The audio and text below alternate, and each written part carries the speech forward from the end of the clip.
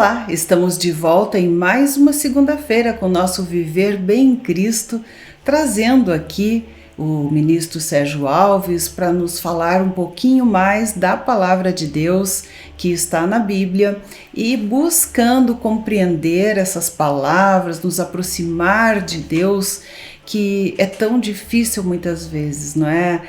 Buscar essa compreensão, porque no momento que se compreende, realmente é maravilhoso, não é? E nós queremos agradecer então ao pastor Sérgio Alves por estar conosco novamente. Tudo bem, pastor? Tudo bem, uma boa noite a todos. Estou aqui com muita alegria e satisfação retornando ao programa. Estou à disposição aí daquilo que, inspirados aqui pelo Espírito Santo, eu creio, nós vamos falar neste programa de hoje.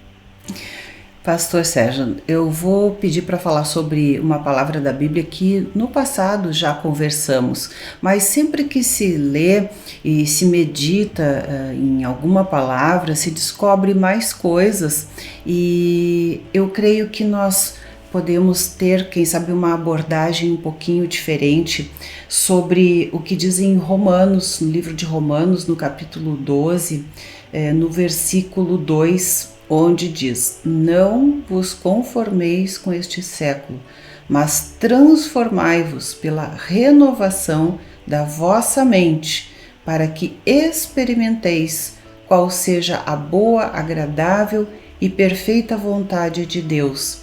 E ali fala também, no finzinho do 1, em culto racional. O que é esse culto racional? Onde ele orienta, né, que através desse culto racional nós não nos conformemos, né, com as coisas deste mundo como elas são. O culto racional é aquele que é dado a Deus pela nossa própria capacidade humana psicológica, né? Porque ninguém nasce na água do Espírito, na igreja, cultuando Deus no Espírito. Não tem como. Porque o Deus vai nos levar a um estágio de fazer culto no Espírito para Ele, que é a Através verdadeira... da nossa mente. Isto, racional. Porque nós cremos nas palavras que Ele falou, mas nós não temos um desenvolvimento espiritual ainda a ponto de o Espírito Santo tomar nossa alma para adorá-lo. Não temos essa maturidade ainda. E esse culto no Espírito não pode ser realizado.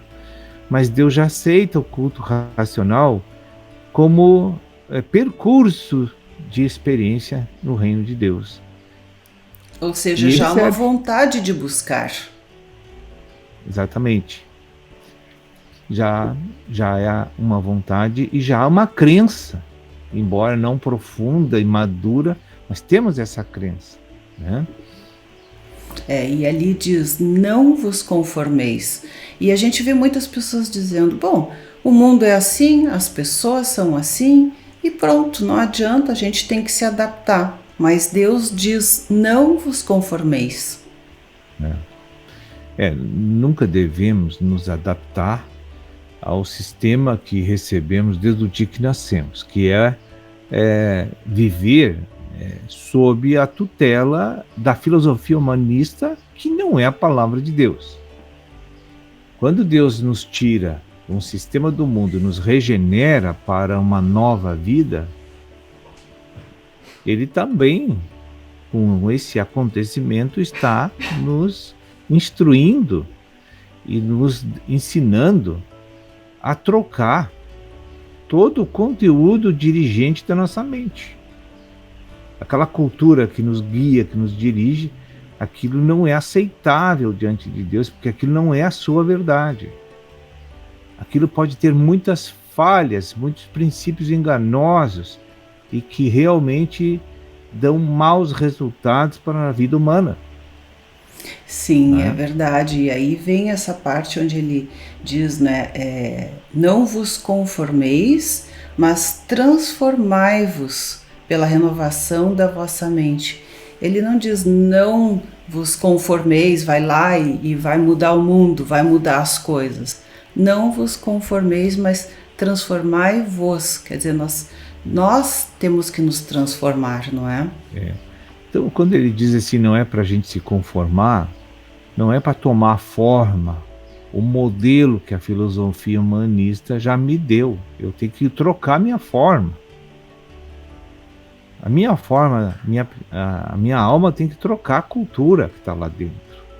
Aquilo que rege, aquilo que guia minha vida, aquilo que forma meus desejos, minhas convicções, meus conceitos. Tem que trocar o conteúdo dirigente da minha alma. Eu tenho que acessar a verdade de Deus, né, para começar a fazer um translado, né, para acontecer um translado na minha vida. Olha, eu tenho hoje uma personalidade X formada por tal conteúdo e dirigida por tal conteúdo. Isso é tremendamente inteligível e perceptível de qualquer um. Eu sou aquilo que meu coração está cheio disso, eu sou isso. Então, se eu tô cheio da filosofia humanista, eu sou humano. Não sou espiritual. Você é só humano.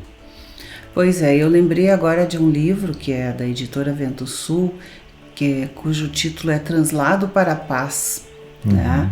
E tem muito a ver com isto, né? Esse translado para a paz, porque ali nos mostra muitas coisas.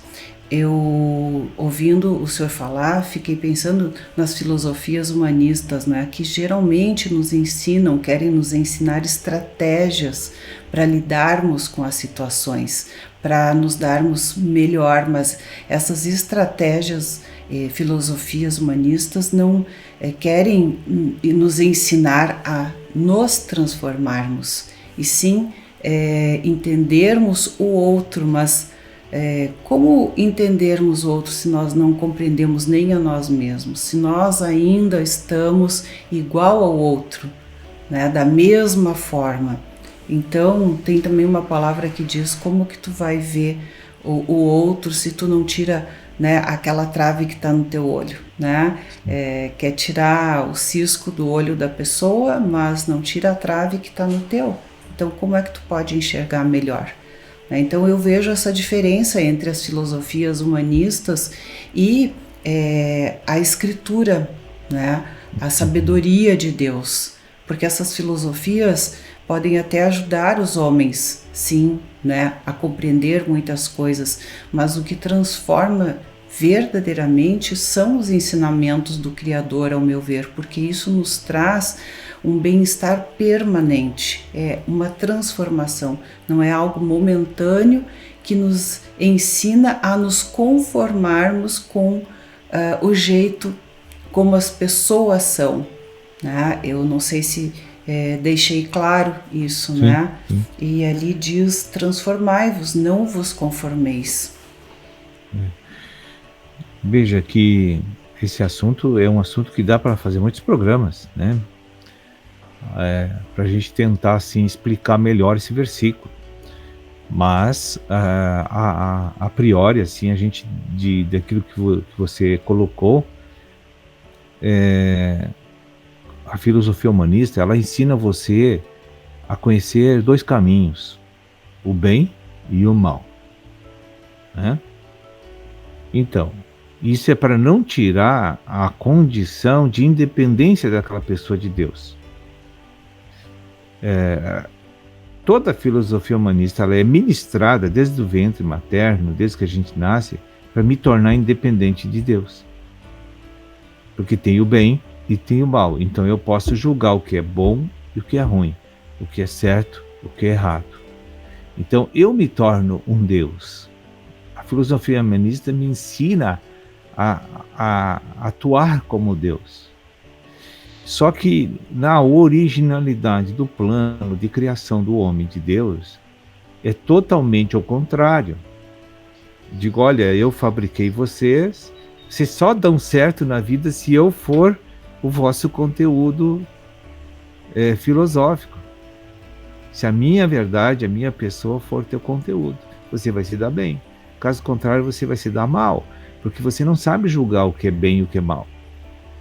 E outra, como tu vai ter unidade com pessoas usando o bem e o mal? Pois é. haverão desencontros, com certeza, né? Muitos conflitos, né? Verdade. Bem, Pastor Sérgio, vamos fazendo um breve intervalo, mas já voltamos aí, né, no nosso Viver Bem. Viver Bem.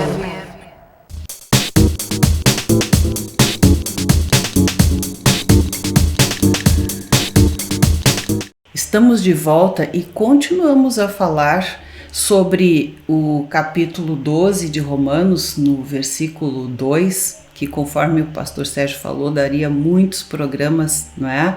Mas vamos, pelo menos neste um programa hoje, tentar ver um pouquinho mais sobre isso, né? O pastor falava nessa questão do bem e do mal, que sempre deixa as pessoas confusas, em dúvidas, com dificuldade de compreender. Então, para quem pegou agora, né, o bonde andando, como se diz, o versículo 2 diz: não vos conformeis com este século, mas transformai-vos pela renovação da vossa mente, para que experimenteis qual seja a boa, agradável e perfeita vontade de Deus. Porque a questão do bem e do mal é que eles não são perfeitos. O mal é fácil de compreender, né?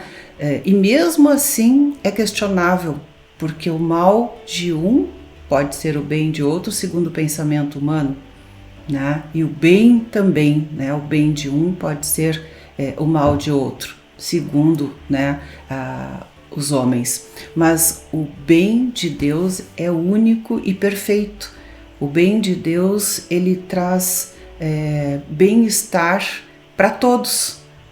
Então, é essa compreensão que muitas vezes é difícil, né? E essa compreensão de que o bem perfeito, em que todos ficam bem, vem de Deus, e que aquele bem defeituoso, né, que não vem de Deus, vem da árvore do bem e do mal, né? Este bem não é perfeito e traz prejuízos para as pessoas ou para si próprio, né? Quando se obtém vantagens, pode até não ser o mal do outro, mas pode ser um bem que obtenha vantagens, e aí não é um bem verdadeiro, não é? Perfeito, é isso aí mesmo, sim. Veja que o grande trunfo do engano da filosofia humanista é desenvolver toda a tua atenção, todo o investimento, todo o teu cuidado para a tua pessoa, para a nossa pessoa. O grande trunfo de nos manter distante de Deus é fazer você pensar que é livre, independente e que pode viver como juiz, julgando o que é bom, o que é mal, julgando os outros também, que andam no bem e andam no mal. Só que a gente esquece uma coisa, eu não estou lidando com a verdade que gera a independência. Não tem. Porque a filosofia humanista não tem verdade. Ela tem princípios, né, que foram extraídos da experiência humana para facilitar a vida humana. Ela não tem origem em Deus. Existem muitas filosofias humanas. E eu digo isso porque essas filosofias incluem pensamentos espirituais, né? Mas são filosofias criadas por homens. Então, as filosofias humanas, como o próprio nome, né, já está dizendo, vêm de homens. E um homem que passa uma filosofia para outro a partir das suas vivências, né, suas observações da vida, como o senhor disse, é limitada, né? É de homem para homem. Um pode estar um pouco mais adiantado, enfim, acima de outro, né, no conhecimento, mas continua sendo um homem limitado. Então essas filosofias podem funcionar para alguns, mas podem não funcionar para outros, e vêm outros homens igualmente que também têm as suas próprias filosofias, né? Mesmo os grandes pensadores, entre eles haviam diferenças, né, no pensamento, no entendimento das coisas. Então são tudo coisas muito limitadas, uma visão limitada, uma visão, como eu digo assim, terrena, né? E a visão de Deus é a visão que está lá no alto, a celestial, que tem um alcance muito maior, né? E consegue ver o inteiro, né? Como um todo, né? E não em partes, como é a visão que o homem tem e que passa através das suas filosofias, eu creio. Então, todo o ensinamento, a gente sempre precisa fazer uma pergunta: o que ele vai produzir na minha vida depois que eu praticar? A gente tem que fazer essa pergunta. Qual é a filosofia que tu propõe para mim? É isso aqui? É o bem e o mal? Só existe duas no universo: a verdade, de que é divina, e o bem e o mal. Agora, o que o mal e o bem produzem? Ele produz independência de Deus e orgulho humano, né? E amor próprio. É isso que, se você olhar o mundo, você vai ver o que a filosofia humanista produziu.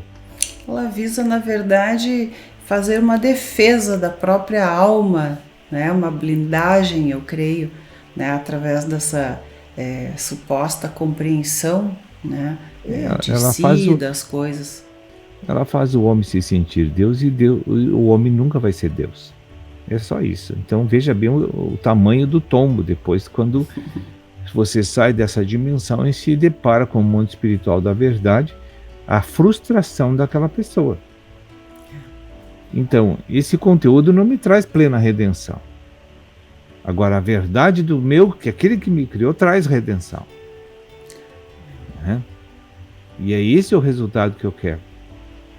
Sim, é essa transformação que Deus quer para nós, né? Que traz a felicidade plena, a paz, né? Em plenitude, porque é perfeita. Né? Mas os nossos conflitos são porque justamente nós temos uma dificuldade de fazer daquela forma. Nós não queremos fazer daquela forma por causa daquilo que a gente falou no outro programa, o nosso próprio ego, né?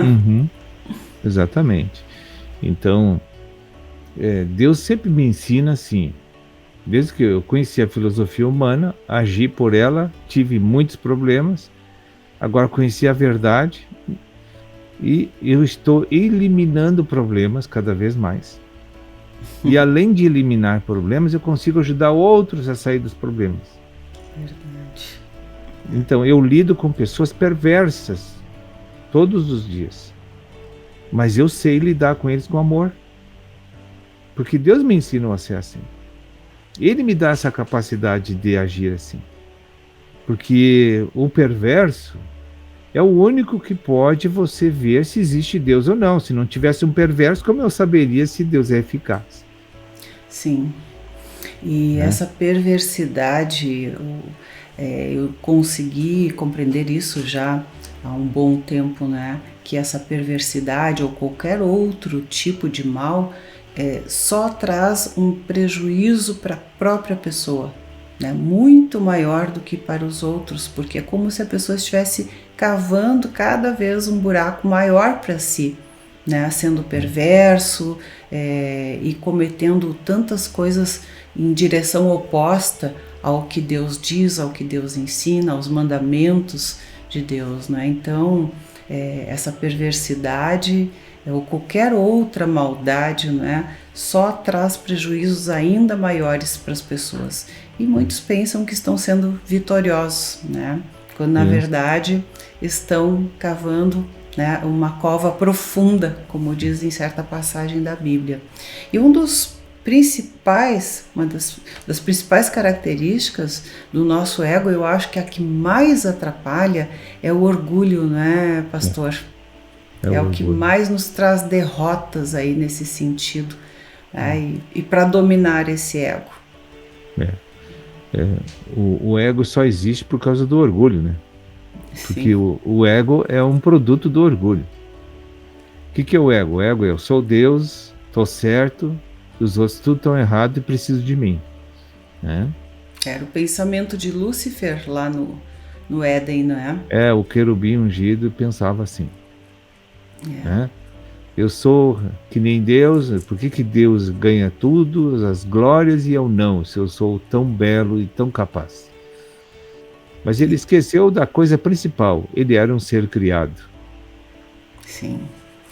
Verdade, pastor. Então, olha, já tivemos aí um programa inteirinho e ainda, né, poderíamos dar continuidade a esse versículo 2 de Romanos 12.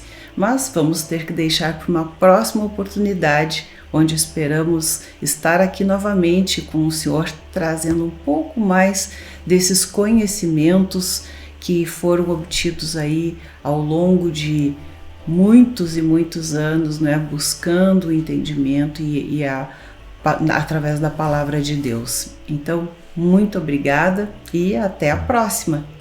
Boa noite a todos e até a próxima semana. Viver